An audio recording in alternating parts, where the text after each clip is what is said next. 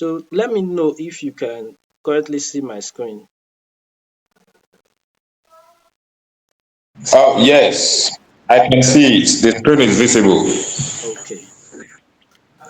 So basically, what we want to do or discuss about today is okay. First thing first, before we even start, let me just know: is anyone still having issue with regards to setting up a project, like getting started with the project? No, for now. I think among all of us that are online currently, I'm the last born, and I think I've crossed that stage now. Okay, okay, no problem. So, can you see my screen currently? Yes, I Okay, can see. Yes, I can see your screen. just okay. Basically, what we are going to talk about today is mostly on CSS because that's where our assignment is more focused on. I don't know if you guys have gone through the document for this week, and you can see it is mostly about CSS. So we are going to talk a little about CSS, and also we are going to talk about using a site called CodePen because we are asked this week assignments. We are asked to submit our assignment using the CodePen. So let me just do a quick introduction of CodePen. Let me just The website is codepen.io. Okay, so CodePen is more like an online text editor, just like the way you have Visual Studio. So CodePen is an online text editor that you can use to create your HTML, your CSS, and your JavaScript code. You can use it to write your JavaScript code, and it has a visual. Okay,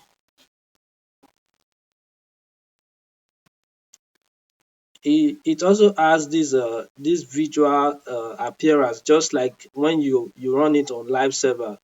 But on CodePen, as you are writing it, you are seeing the output immediately on the other side of the screen, just like what we have currently on my screen. So we're also going to talk about CodePen. Then also, lastly, maybe after everything, uh, we are going to learn how to host our project online using a free platform. So basically, that's just what we are going to talk about today. So first thing first, when writing, let me open my VS Code. Come on, let me share my VS Code.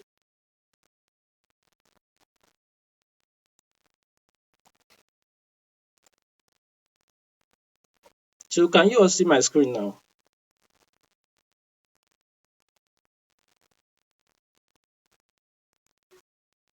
Hello, Yes, Yes, I can see yes. your screen. Yes, can see your screen VS now. Code. Okay. So first thing first, when you want to set up a project, what I recommend is that you create a folder. That folder is going to be the main project folder that is going to contain your whole project files. Okay, like me, I've currently created a folder called 3mtt. Okay, so inside this 3mtt, just admit, inside this 3mtt folder now, I'm going to create a file. And to create a file, I just need to click on this button here that says new file, and I'm going to call it index.html. Okay, so I've created the file. And also, if you want to stay organized, you can also create a separate folder where you keep your images, and also a separate folder again where you keep your CSS or your JavaScript files. So I'm going to also create a folder to hold our images file. Let me call this folder img. So let me just quickly drag and drop an image to that folder. Let me just do that right now. Okay, so I have that image added to the folder right now. So let's start writing the HTML. Like according to our requirement or our objective for this week, we are to learn how to style our content using the element selector, the class selector, and the ID selector.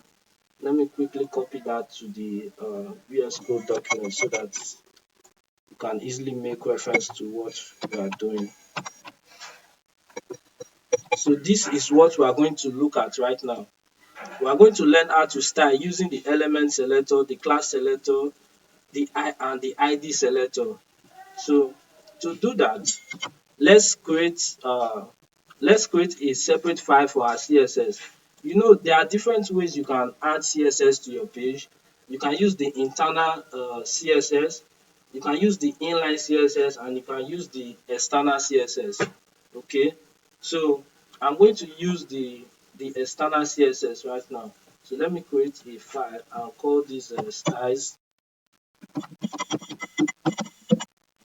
So this is our CSS file. Let me just drag it to this so that we can see it side by side.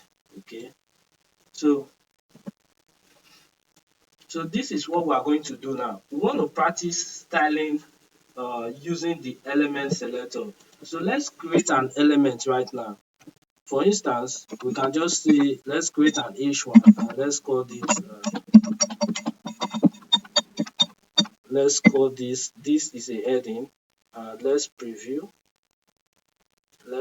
to see what we've done. Okay, so this is our preview right now. Let me just drag this CSS to the bottom. Okay, so can you all still see my screen? Yeah, yes. Yes, you can see it. Then let's create a paragraph and let's say this is a paragraph. So to use an element selector is that when you want to use an element selector is that you need to use the name of the element. For instance, now this H1 here is an element. This paragraph here is an element. So to style this element using the element selector, you need to use the name of the element. And before we do that, let's quickly link our style sheet because we have just created the styles folder, the styles file, but we have not linked it to this HTML document. To do that, we just come to this head section. This is the head section, and we use the link tag.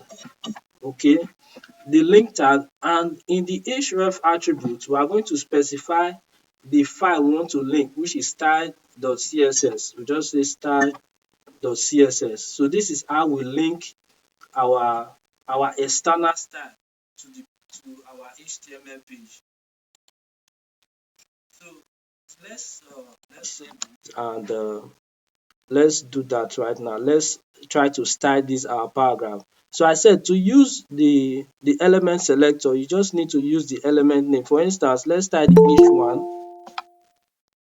Come in. Let me admit this person.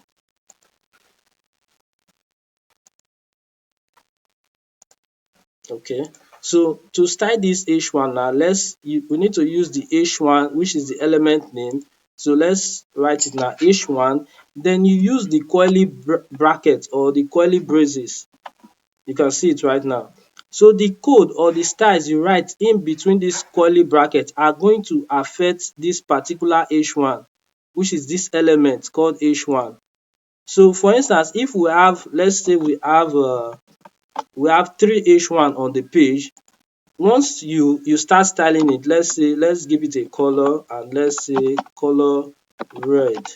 Okay, you can see it now. It's going to affect all the elements that has this H1 on the page.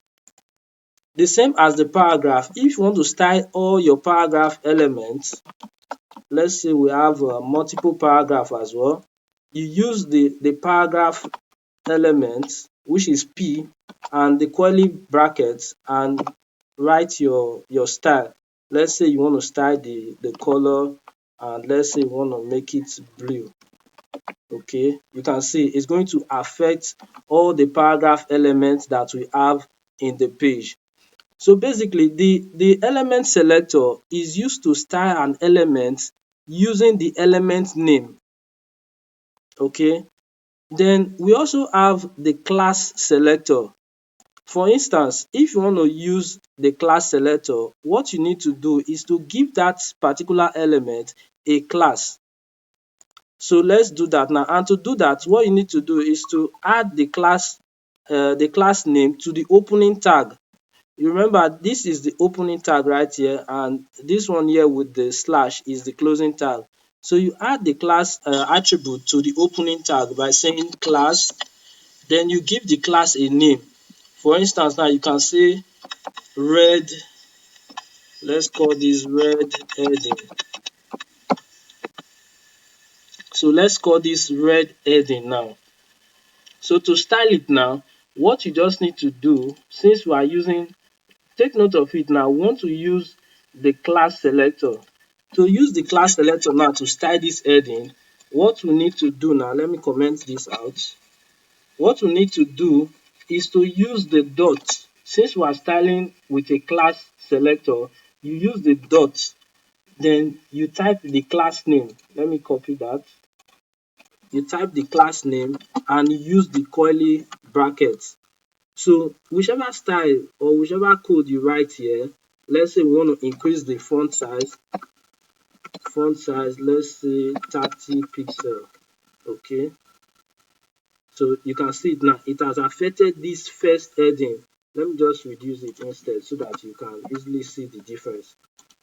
You can see it now, we've reduced the size of this particular heading, this first heading one that we have here. We have reduced the font size to 20 pixels. That's why you can see this first heading is smaller than the other heading that we have. So one thing you should note is that when using the class selector, you add a dot before the class name. But if you are using the element selector, you don't need to add any dot. What you just need is the name of the element. Okay, then one other selector that we have is the ID selector.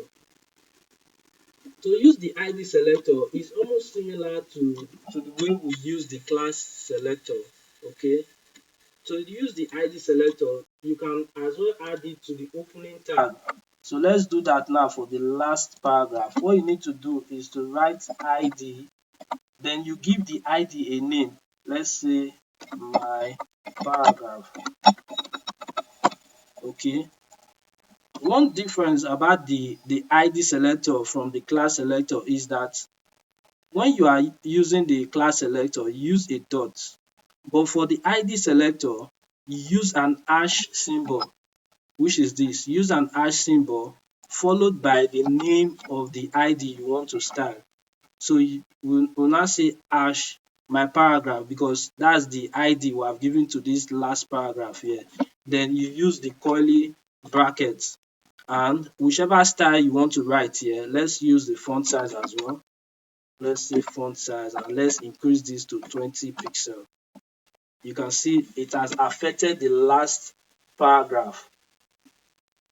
So the main reason for using the elements, or the main reason for using the class and the class and the ID selector is that sometimes you might want to style a particular element. Let's say you have, in a web page, you might have different headings. You might have, let's say, multiple heading 2 or multiple heading 1 in your page.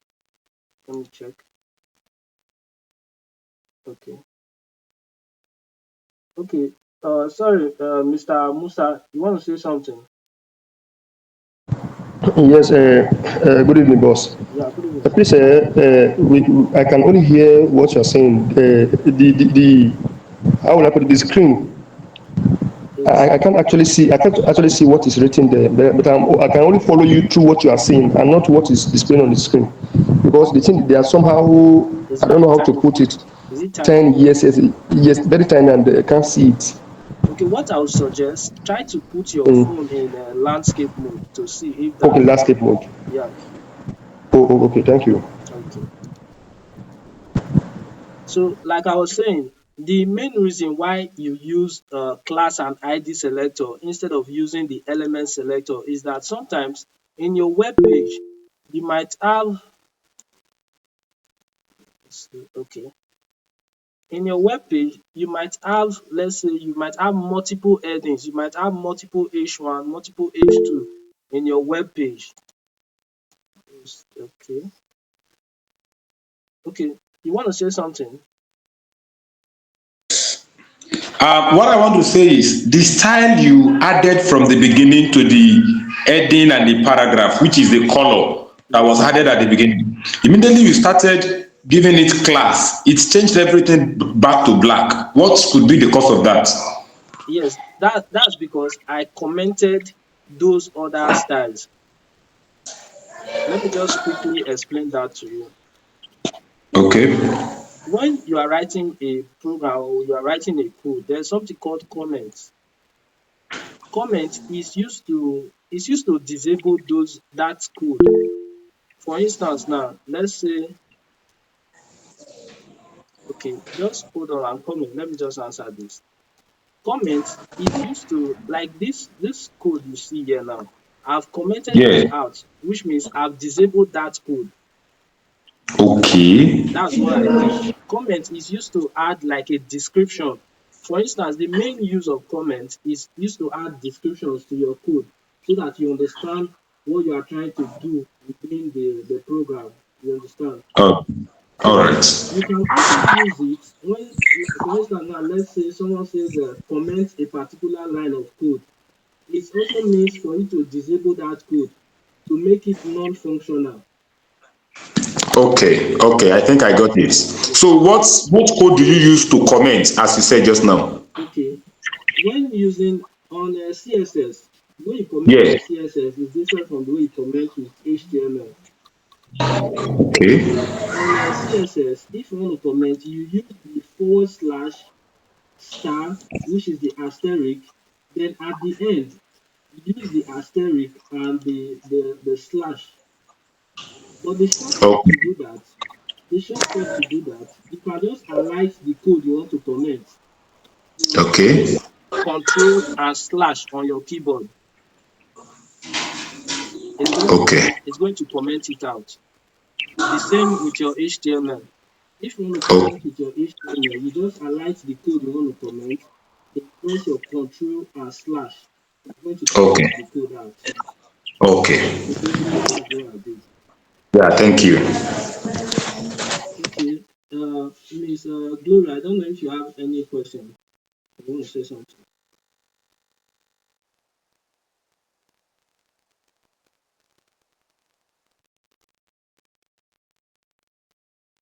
Hello, can you hear me?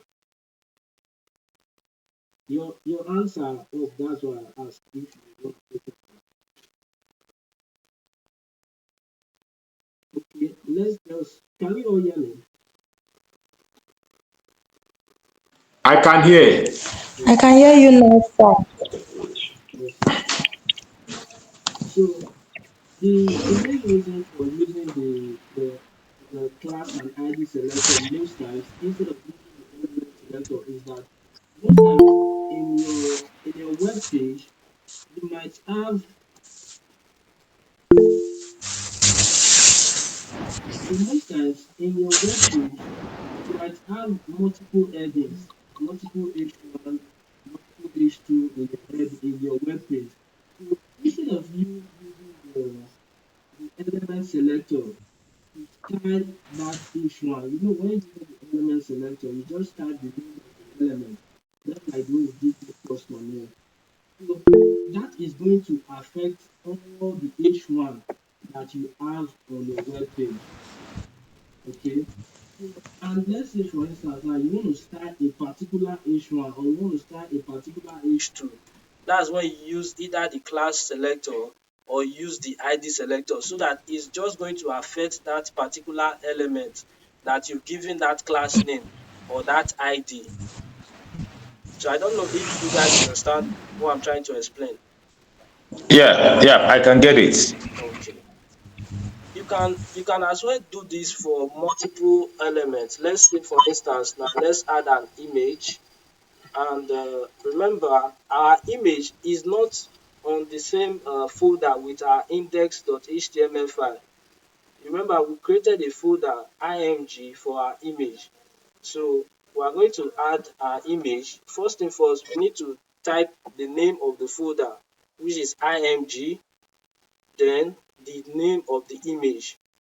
As you can see, we've added our image right now. So we can use the element selector to style this particular image. Let me comment this out. We can use the element selector to style this image. Remember I said if you want to style an element using the element selector, what you need to do is to type the name of the element. For this case now, which is the image, the name of the element is img. So we're going to copy that. Just come here and say img, then the curly brackets, and we can give it, let's say, a width. Let's say we want to give it a width of, let's say, 100 pixel. So you can see now this has affected the width of our image. It has made it smaller.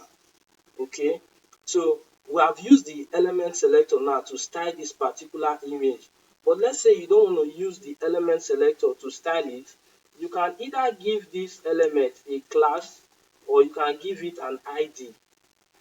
Okay, so let's give it a class right now. Let's call it class my image. Okay, so we want to do this same style that we've done now. We want to do it using the class selector.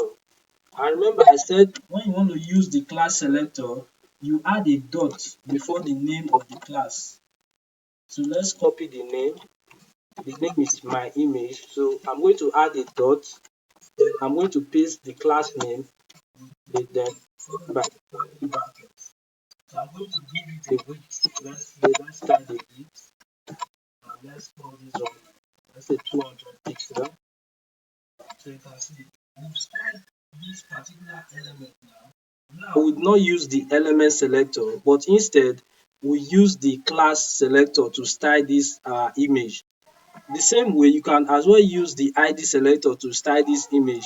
What you need to do is to give it an ID, then you can give it the ID any name. Let's use this same name that we use for the class now. Let's use it for the ID.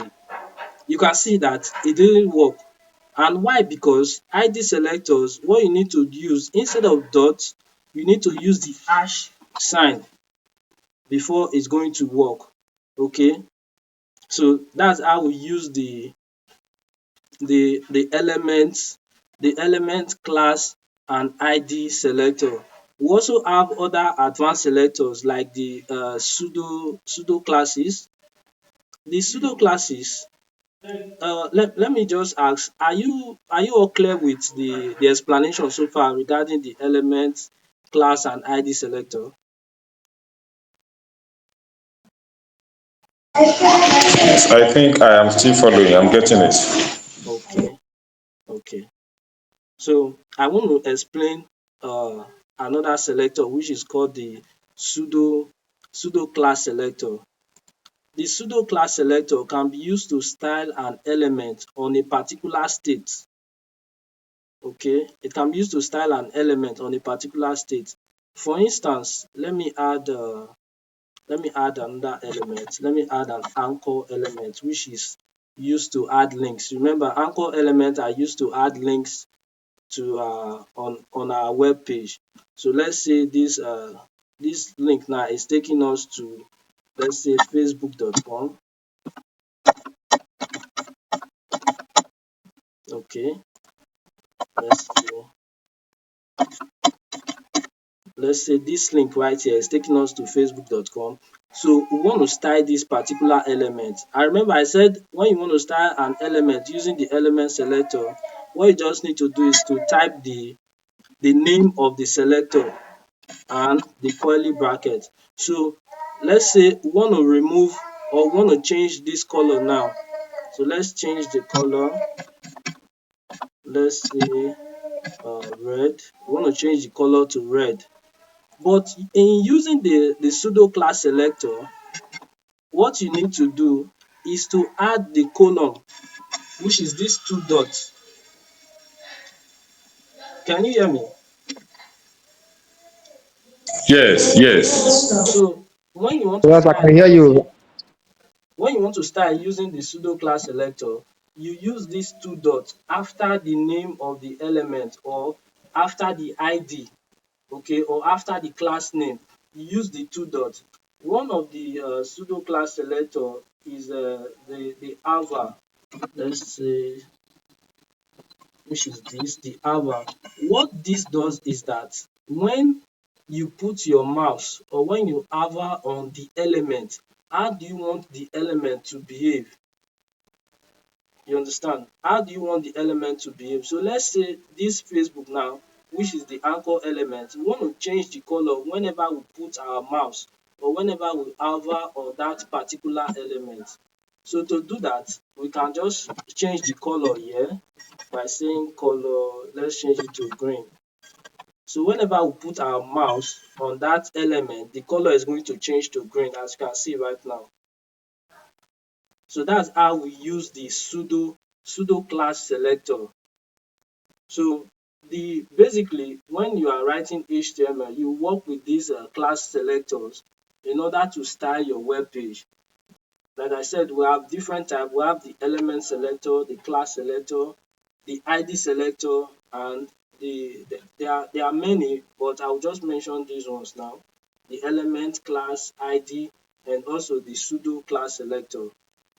And the difference is that for the element selector, you only use the element name that you want to style. You understand? You only use the element name. But for the class selector, you use the dot followed by the class name. Okay? Use the dot followed by the class name, just like what we have done here. Then for the ID selector, instead of using the dot, use the hash symbol. Use the hash symbol like the one we did here. Use the hash symbol. So that's how we style the element, class, and the ID selector. Then for the pseudo classes, we use the colon, which is the dot dot. We use that two dots followed by the pseudo class. So basically, that's how we do the selectors in CSS. So the main reason for this selector is just basically, for instance, let's say you want to start a particular element on your page. That's when you use the class selector or the ID selector. But let's say you want to start all the elements. For instance, you want to start all the H1 in your page or all the H2. You can use the element selector. Let's say H1 and give it the style you want to give it. So basically, that's the basic we are going to talk about on with regards to styling with CSS. And remember, like what I did here is called external CSS because I did not write that CSS in the same page with my HTML content. I wrote the CSS in an external file, and to link it, I use the link tag or the link element to reference to my CSS, which is the location where I have my CSS. So let me know if you guys have any question with regards to what we've discussed so far before we move to the next stage. Hello, Steve. I wanted to ask, how did you link it? I mean, the document. How did you link the CSS document to the HTML file? Okay, the way I linked it is that I added this link element here or this link tag. I added it here, which is link, then rel equals style sheet. This is more like telling us about the type of document we are trying to link. Then the href attribute here is pointing us to where we have the CSS file stored. Okay, and currently we have the CSS file stored in the same folder with our index.html. That's why we just added the name of the CSS because they are in the same folder. But let's say if the style is in a different folder, what I just need to do is to reference that folder. Okay, just like the way we did for our image element right here. Our image element is in a different folder from our index file. That's why we reference the folder first before the name of the image. So basically, this is how we link to an external style sheet or an external CSS file. So let me know if you are clear with that. Yes, very clear. Thank you very much. Okay, you're welcome. So the next thing we want to talk about is how to Sorry, use. Okay. please, before you continue, my own is this. Are you still using VS Code? And how were you able to partition and bring both your final screen, the CSS, and the HTML file on the same screen? Because somebody amateur like me like this, if I have it like this, so if I'm doing anything and I'm making error, it will be quickly seen and can be quickly rectified before going far. It's just an arrangement. Let me just close it. First thing first, to do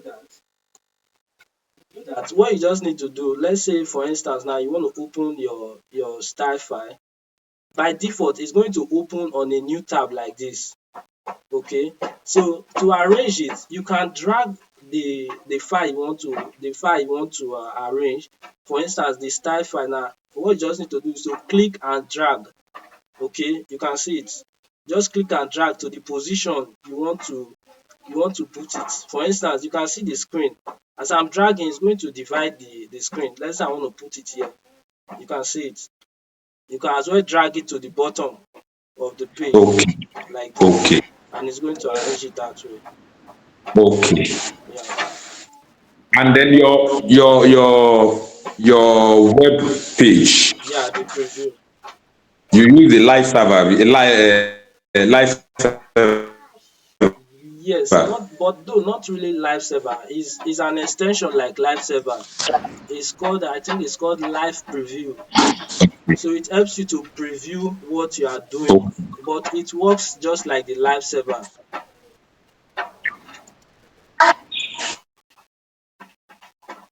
So are you clear with that? So yeah. Okay. So what we are going to do next, we are going to talk about. Let me see if someone is okay. So what we are going to do next, we are going to talk about the CodePen. Like I said, CodePen is an online text editor, just like Visual Studio Code or VS Code. CodePen is an online text editor, and for our weekly assignments, our assignment for this week, we are asked to submit our assignment using the CodePen. So basically, that's one of the reasons why I said we should also talk about it, so that when you want to submit your assignments, it will be easy for you to submit. So let me just quickly share my web my web screen. Let me just do that. So to do that now, we need to download the code pen on our system, No, I think. you don't have to download it. Is more like is a website, which means you can access it on your web browser. Okay, it's a website, and I will also drop the website on the group. I think I've even dropped the website on the group. It's codepen.io. This is the website right here. Let me know if you can see my screen. Let me just go back to the. Yeah, I can. Okay, let me just. The website is codepen.io. I'll also share the link in the group, so that what you just need to do is to register and just the way you normally sign up on websites. Okay, so this is the website. So once you are logged in, or once you successfully signed up, you will be given an interface like this. So what you need to do next is to come to this part here that says pen. You click on it and you click on pen. So it's going to open up a visual editor, just like the way we have on our VS Code. And you can see the first section here, which is HTML. The second is CSS, and the last one here is JavaScript. But we are not using JavaScript for now, so let me just take that down. So like I said, the CodePen is an online editor, just like VS Code. You can write your HTML, your CSS, and your JavaScript code right here, and you are going to see the preview. But the difference between this and VS Code is that this one here, it requires internet connection because it's a website. So you need to be connected to the internet before you be able to use the CodePen. But one advantage of using CodePen is that, let's say for instance, you are writing a particular HTML code and you are having issues and you want to quickly share your code with someone that's not directly physically with you, you can copy your CodePen link, which is this link at the address bar. You can copy that link and send it to the person. The person will be able to access the code you have written. You understand? Because it's a website. Okay. So let's use our CodePen. So let's say we are currently in the HTML section now. So let's write our HTML code right here. Let's say an H1. Okay, H1, and let's call this heading 1, and let's close it. So you see it's going to load it in the web page. Okay, yeah. So as you can see, this is what we've just written now in the HTML section. Okay, then we can as well add a paragraph. Please, Hello, if that loading, the loading on the preview page, is it automatic as you close your HTML file? yes, you don't have to close it. You just need to keep typing and it will automatically save. Or you can click on this save button just to save your file. And it's automatic. You don't have to reload your page again. Okay. Let's add another element. Let's say a paragraph. Yeah. We want to add the paragraph element now to our page. But one thing about this CodePen is that, like on VS Code now, when you are linking your image, you just type the image is currently in your system. But when you are using CodePen, if you want to link your image must be online, which means you can't from your CodePen link to an image that is locally in your system. You understand? So you have to get the online link, which is the URL of that image you want to link. You have to get it before you can be able to link it using your CodePen. I don't know if you are clear with that. No, no. I Okay. think I'm clear with it. Okay. Let's add an As in, image. how do you have your image online? That's what I want to do right now. Let's just add an image using the IMG tag, then the source src. Okay. Then let's think up. So let me see. So to get an image now, what you need to do is to go to the place where you have your image uploaded. Let's just search for an image online, and we are going to add it to our okay, and we are going to add it to the source, which is, you remember on VS Code, when you want to add an image, what you just need to do is to add the link of the image or the folder to the image. You add it to the src, which is the source. So we are going to add the link now. Let's look for an image. Let's look for an image.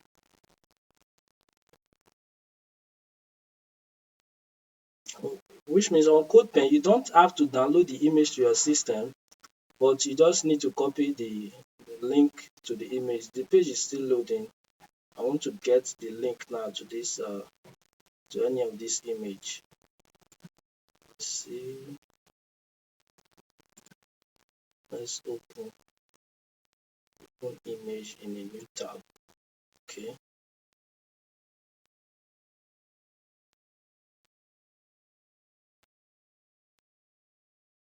The network is a bit slow. Just see this one as well. Let's open in a new tab. I'm trying to get the link of the image. Let me see this one. Okay. Yeah. So one thing you should also note is that make sure that the image you want to link has this file extension like JPG and whatever, either PNG or so, those image formats. So just copy the link, then you go to your CodePen, and in this source, which is the source of the image, you just paste the link right there, and it's going to load up the image. As you can see now, it has loaded the image, or it has added the image to our web page. Let me see. Please have a So, question. I have a quick question. Okay, I thought Can you hear me? Hello? okay, yeah, go ahead. Okay.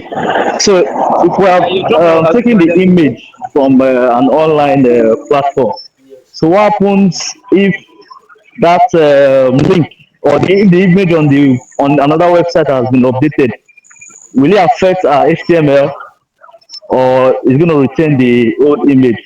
Yes, it's going to affect your HTML, which means that your image now is not going to display on your page anymore.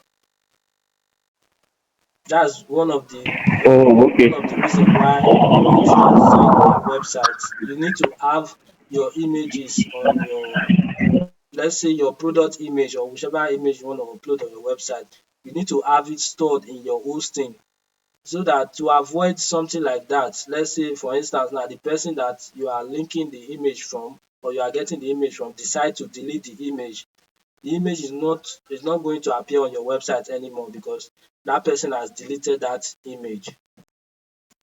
You understand?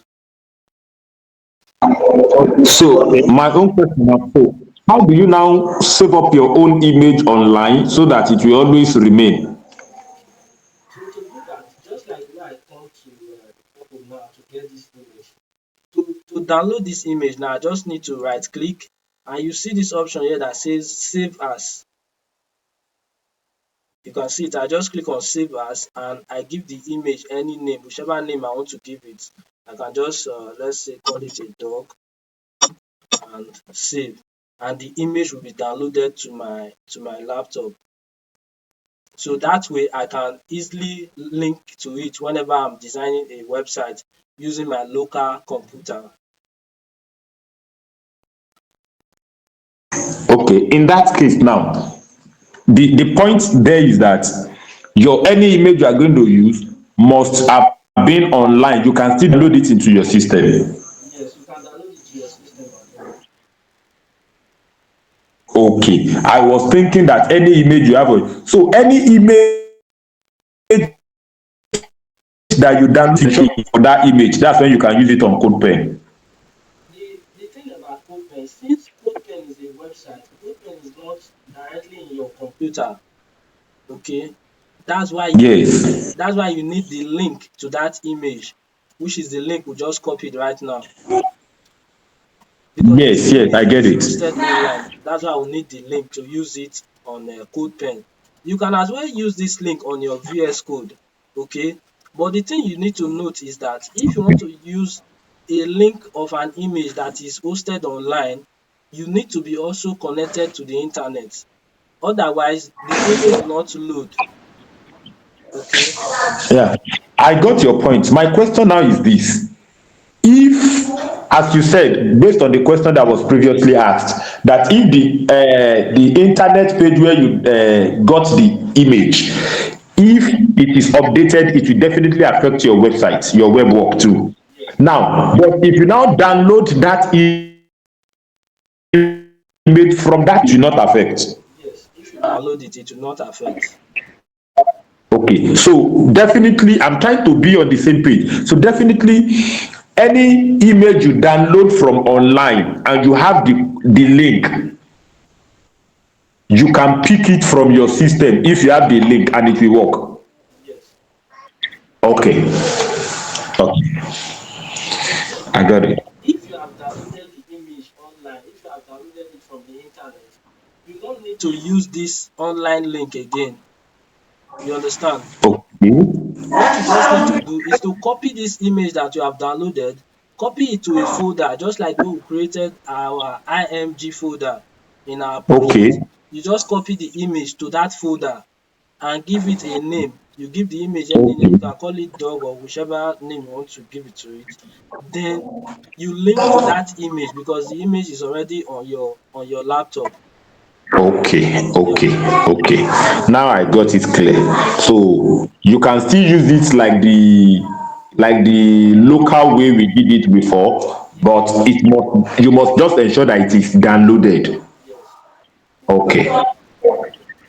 okay. Yeah, thank you.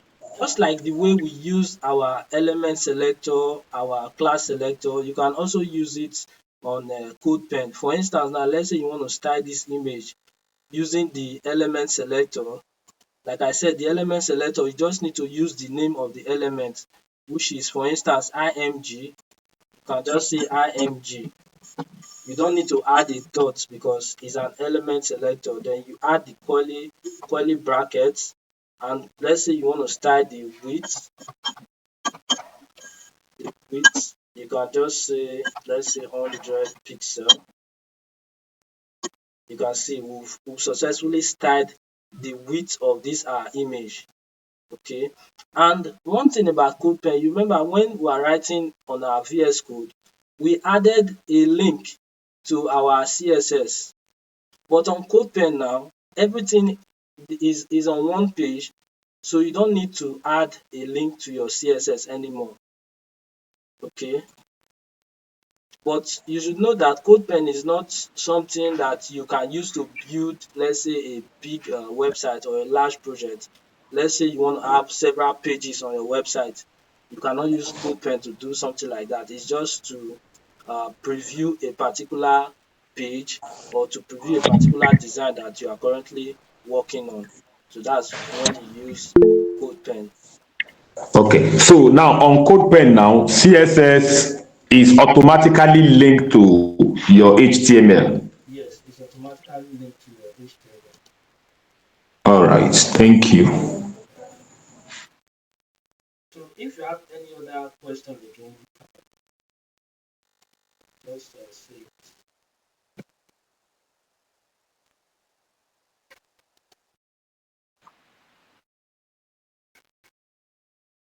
Okay. So the do you have any other question, Mr. Solomon? Yeah, this is Solomon. Okay. How do you title this thing on the code pen? As you can see, it's showing on title. Okay. What just to title it, you just click on this pencil icon here or this pen icon, and you can give it a name. Let's say my Okay. 3MTT assignment, and it's going to save. So to send the link on your 3MTT dashboard, what you just need to do is to copy the link to your pen, which is something like this now, what you have on your address bar. You just copy the link and Mm, you send it. So whoever you send this link to is going to see this your code and your design, what you've been creating. Okay. okay. Another thing I'm seeing here, apart from the title, which is 3MTT assignment, I can see Mr. Steven Order. Is that one also being Yes, that's my used as a title? my username because I'm currently Okay, signing in. in the website. Yes, on the website. Okay, okay. So Thank you. I'm clear with that. alright. So basically, we've talked about the using the element selector, the class selector, and also the ID selector. So the last thing, uh, be like Google Meet won't end our call. But anyways, let's just rush that. The last thing I want to talk about is how you can host your project for free. Okay, how you can host it online so that you can easily send a link to anyone, okay, to preview what you built. Okay, so to do that, one platform I will recommend is GitHub. You can use GitHub to host your project. Whichever project you are building, you can use GitHub to host it, and you can send the link to anyone. So let me just quickly walk you through the process. Okay, so I will also drop the link to GitHub on the WhatsApp group. So this is the website here called github.com. Okay, so what you just need to do is to head on to the website, sign up, use your email and your details, your name, just sign up on the platform. Okay, so okay, do you have any question, Miss Augustina? Yes, my question is like those of us that don't have system at home, our own personal system, can we do this with our phone? Okay, yes, you can do it with your phone. You can do it with your phone. Though on your phone, you're not using your VS Code. Instead, there's an editor that you can use on your mobile phone. Okay, maybe I will just try to share the app on the group, or maybe a link to download the app on the group. It's still like your Visual Studio VS Code, but it's an Android version where you can edit your or write your HTML code. So are you clear with that? Yes, and thank you. Okay, you're welcome. Okay, so let's just quickly go through the process on how to host a website on GitHub. So once you are on GitHub, like I said, you should sign up, create an account, then you'll be given an interface like this. What you just need to do is to come to this part here that says repositories. Okay, you click on it. What we are going to do, we are going to create a new repository. GitHub is, let me just do a breakdown of what GitHub is. GitHub is more like a platform where you host your projects, okay? And it also helps you to keep track of the changes that you are making in your project, okay? So if you are logged in, or if you have created an account, just come to these repositories and you will see this button here that says new. We want to create a new repository for our project, okay? So to say new is coming up. Okay, so what we are going to do now, we are going to give this repository a name. Let's call it 3mtt. Okay, we want to call it 3mtt. Then we can also give it a description. Let's say uh, this repository contains some of our, though the description is optional, 3mtt project. Okay, but it's just for you to understand what the repository is about. So this repository is going to contain some of our 3mtt projects. What you need to do, just leave these settings like this. Don't alter the settings. Just click on create repository. Okay,